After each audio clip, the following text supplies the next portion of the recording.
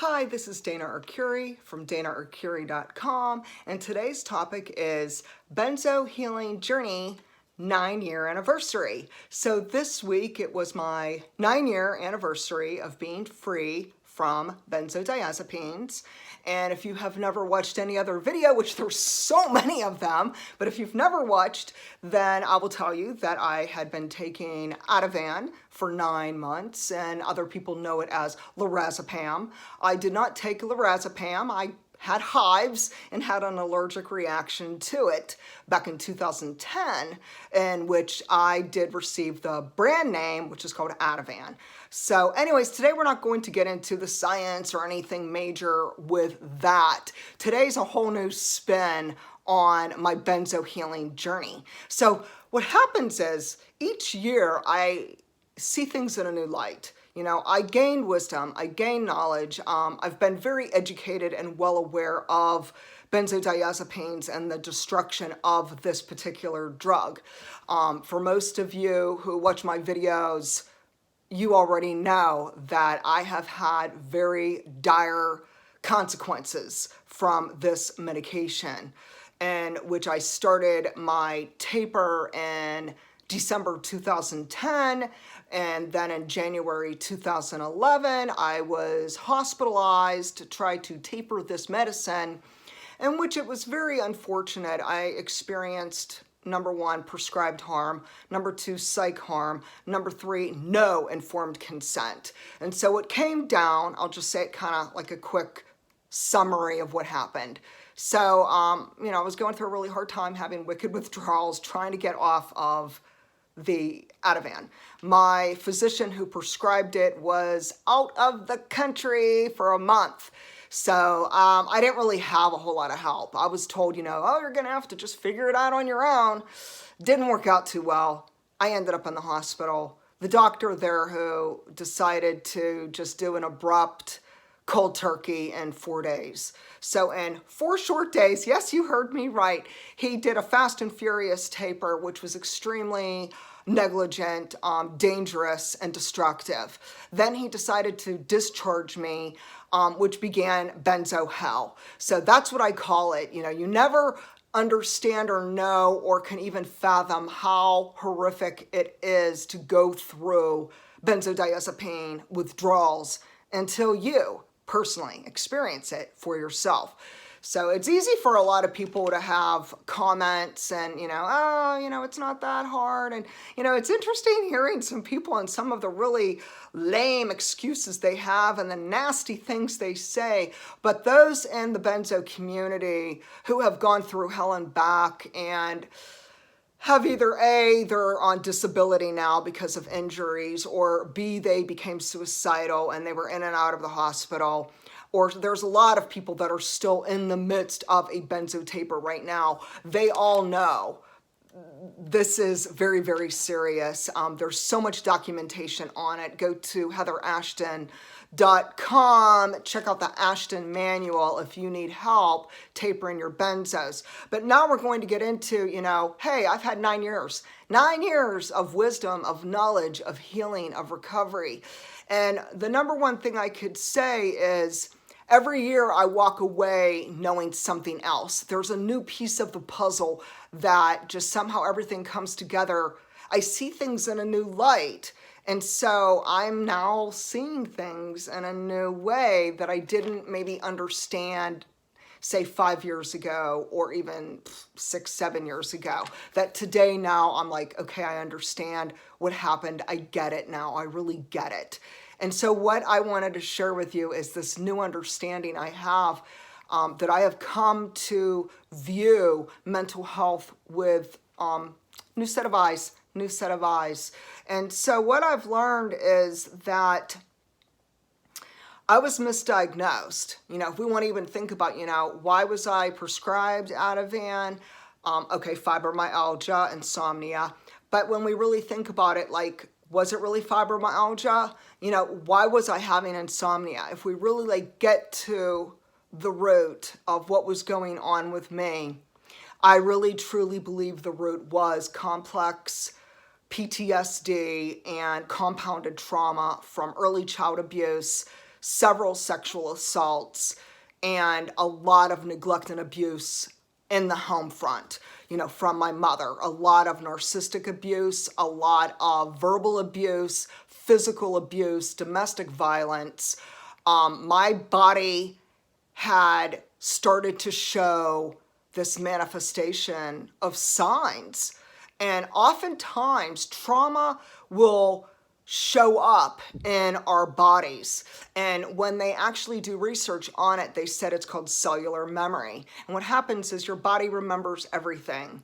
Check out the book, The Body Keeps the Score. It goes more into this, the mind-body connection, and how when we have, say, narcissistic abuse, or we have any kind of child abuse, sexual assaults, if we are a victim of any kind of violent crime, domestic abuse, you get the point. What I'm getting to is oftentimes it will show up, not just mentally, emotionally, but it will show up physically, and we'll end up with a lot of aches and pains and various health conditions. So for everyone, it could be different. Not all of us respond the same to trauma. We all respond differently to sexual assault, and there is no right or wrong way to respond. The point is that many of us have been misdiagnosed, and we're told you have fibromyalgia or you have an autoimmune condition, and there's so many conditions. I mean, I could sit there and run down a list, but let's just cut to the chase that the mental health industry is not recognizing trauma. They're not correctly diagnosing patients. And so what happens is you're misdiagnosed, and then you're given medication. And then from there, you may have a negative side effect to your medicine. And then from there, you may have severe interactions, especially if your doctor is giving you one potent cocktail after another, in which you're taking many, many medications that are interacting and causing you some serious problems in your central nervous system and in your neurotransmitters, and you are not well. And so I think that I've come to the understanding now. Number one, I was misdiagnosed. Number two, I never should have been given benzodiazepines. Number three is when we really think about this, and I think this is what disturbs me. This is what really disturbs me, is that my therapist, she never asked me, were you abused as a child? Did you have any form of sexual trauma? Was there any violence in your home? Nobody asked me this. How come? How come the psychiatrist didn't ask me this? How come my neurologist missed this? How come my neurologist dismissed me and basically didn't help me? How come there's so much medical negligence going on, especially in the benzodiazepine community? And so these are hard questions. And I am a survivor today, and I advocate for the benzodiazepine community, for those people who are suffering, and they're suffering very, very badly. And so many of them now are starting to realize they have trauma. They don't need benzos. They don't need Prozac. They don't need Effexor or Cymbalta or Xanax or Klonopin or Valium or you name it. There's so many drugs out there. There's a lot of antidepressants and anti-anxiety and on and on and on. But the point is, I am really piecing together this puzzle, and I'm understanding now that when I was given the benzodiazepine, I was under the assumption that I needed it. Yet, my doctor didn't give me informed consent. He never told me that in 2 short weeks, my body would become physically dependent. He never told me about how many people died and committed suicide over benzos. My doctor never informed me about the pros and the cons of a benzodiazepine. That, my friend, is a disgrace and negligence. Next, we have to understand that benzodiazepines, they prevented me to heal. They basically stopped all possibility of recovering from any form of trauma, any form of abuse. It stopped me, and I was at a standstill. And then what happened? benzo hell happened. So when you start going through these horrific withdrawal symptoms, and your personality changes, and you change, and you become suicidal, and you become agoraphobic, and you can't leave your home, you can't work, you are no longer able to be a parent, you are no longer able to be in relationships, you can't even think straight, you have memory loss, you have cognitive impairment, you might be violent, you really might be homicidal, you could be suicidal, you could be just a complete shipwreck, because these drugs are so powerful, what they do. And we can't forget this. This is so important, people.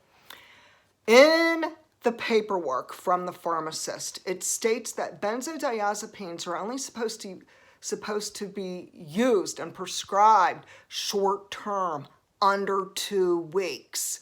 Now think about it. There are some of you out there, you've been taking benzos for 5 years, 10 years, 20 years, 30 years, and beyond. So what does that tell you? Your doctor's not really helping you. And you know what? You might not even need those benzos. You might have something else going on, and it might not even be what you were diagnosed with. Good chance it's something you were not correctly diagnosed with, just like me. And next, we can understand that the benzos actually sabotaged my recovery. So what happens is this. Whether it's Prozac, Effexor, Cymbalta, Valium, Klonopin, what have you, what happens is these drugs numb out our emotions. So it's a mind-warping drug, people, okay? We become emotionally detached. And so we have this cognitive impairment. We can't think straight at all. We have memory loss. We just are not doing well at all. And we have these emotions that are detached. So if you are emotionally dead and your emotions are detached, you can't heal, people, okay? You're not even able to think about, oh yeah, that's right, I had childhood trauma, or oh yeah, I need to heal from a sexual assault, or I'm dealing with a narcissist. Do you understand that these drugs take your brain hostage and you just numb out? You can't function, and you most definitely cannot advocate for your health because you are not in a sound mind. Next, if you can't feel your human emotions, and let's keep in mind, these are human emotions. They're normal human emotions. See, psychiatry doesn't want you to know that. They want you to believe that you need these drugs indefinitely. They want you to believe that you are crazy. I'm going to tell you this right now. You are not alone. You are not crazy. This is a bunch of hogwash. This is what I call medical gaslighting. New term, medical gaslighting. So we heard of narcissistic gaslighting. Medical gaslighting is very similar. It's when they tell you a bunch of false claims, statements that are not true and not accurate, but they love to use big medical terminology to kind of mess you up, trip you up, and they try to act like they're so smart behind their college degree and their doctorate degree. But you know what? We learn the truth eventually. And it's not until we come to this realization that this whole thing with prescribed harm and psych harm, it is real. It is real. It is happening. There are so many devastated people who are injured or now dead. And I am really devastated that I lost so many decades of my life to medicine because I wasn't able to even think straight. I wasn't able to really understand what was going on. I was numb. Prozac numbed me out, Effexor numbed me out, Lexapro numbed me out, Cymbalta, benzos stole my brain hostage. Understand now, benzos, it is scientifically proven, medically proven, check it out, that benzodiazepines can cause Alzheimer's and brain damage. Please do your research. Next is that, there's a toll of trauma. So I already had trauma, okay? Child abuse, sexual assaults, narcissistic abuse. But then when they added the benzos, I was traumatized. from benzodiazepines. So I am now understanding, here it is 9 years later, 9 years later, and I'm putting the pieces together and I'm like, wow. So it was trauma on trauma. It really was. And I was not even able to confront, the predators, to confront the narcissist, to confront the flying monkeys, to confront all the people who maliciously hurt me, including the psychiatrists and the doctors who, till this day, I've never confronted them. That's a whole other video in itself. But the point is that there is a toll of trauma. There's a lot of medical trauma going on today from people who are not receiving informed consent. They're told they need to be on medicine indefinitely. And I'm telling you right now, that is inaccurate and it's not true. Next, we must understand that if you want to jump off the medical merry-go-round, you can do so. Never cold turkey a drug. It's very unsafe.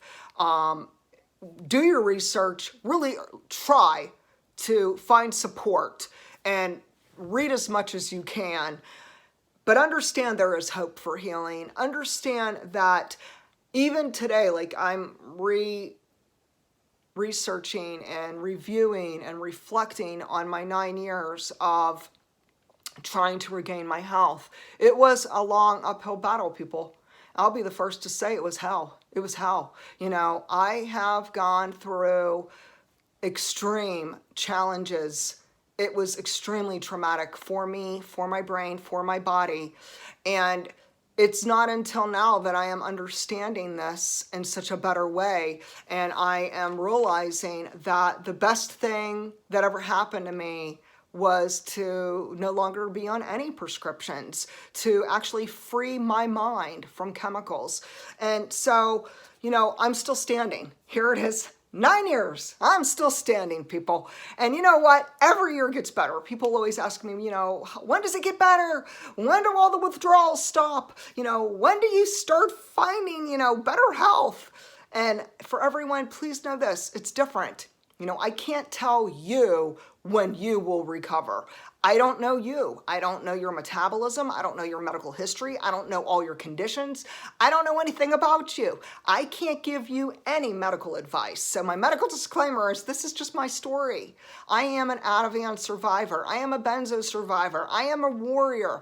I have busted my ass to get healthy. Now, for me, it meant being free of all medicine. So it's 9 years. 9 years free from all drugs, including the benzos. It is extremely empowering when you are free from these chemicals, because what happens is this, you start feeling again. And guess what? Sometimes it doesn't feel good. Don't run from it, don't hide from it, don't stuff it, don't pretend it didn't happen. The best thing we could do for ourselves is feel it to heal it. If there was pain, allow yourself to have permission to cry. It's okay to cry. Understand, these are human emotions. There's nothing wrong with being upset over what happened, especially if you were abused or mistreated. Okay? Next is the medical and mental health community. They want to profit from our pain, but they don't only want to do that. They want to profit from our human emotions, common everyday emotions. We have this normal response to things that happen in our life from day to day. They're normal, they're common. That's not what the medical community will tell you. They'll try to tell you that you're not well. Oh, you're depressed. Oh, you're having anxiety. Oh, that's a panic attack. Oh, you have this. Oh, you have that. They throw out so many diagnoses, it's ridiculous. Then they hand you a bunch of prescriptions. But let me just set the record straight. Are you ready? This is what the mental health and medical industry want to profit from. They want to profit from your grief. Understand, if someone died, whether it was your pet, your parent, your child, your best friend, it's normal to feel sad and depressed. My goodness, there are at least 5 or more stages of grief, and one of them is depression and the other is anger. So please understand, you don't need to drug yourself because you're grieving. This really fires me up, people. Next, if you had a loss, if there was a loss of a job, if there was a loss of your home, say caught fire and you lost your home. Say you have the empty nest syndrome, your kids moved out, went to college, you're home alone. You may feel this loss. There may be sadness. You might go through a bout of feeling the blues. It's normal, people. You don't need drugs to cover it up. Feel what you feel so you can heal it. Next is stress.